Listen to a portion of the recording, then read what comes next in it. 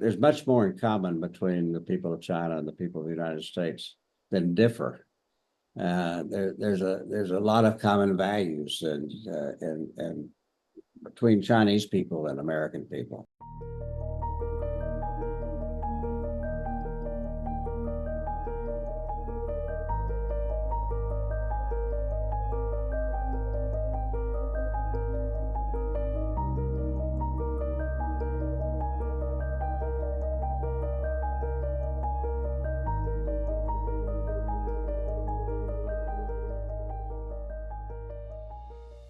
There's much more in common between the people of China and the people of the United States than differ.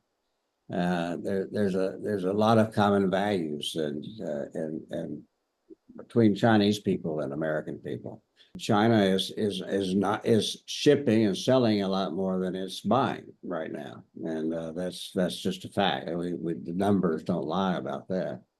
And you'd like to get to a point where it's fair, and their tariffs is one way you can deal with it, but it's not the only way. You can do it with trade agreements, and you have to try to figure out how to do that rather than just throw up tariffs to charge more for goods from that country than there might be the actual value of the goods themselves.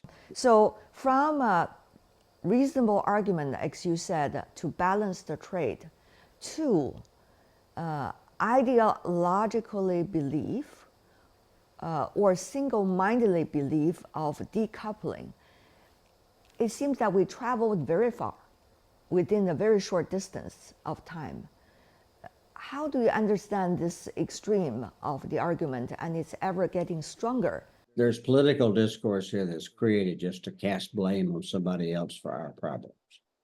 And when you can find an enemy to attack, you can create one. And in part, that's part of the rhetoric that's going on. Is to be tough against the Chinese because they're doing all these things to us is the argument. And it's not that simple.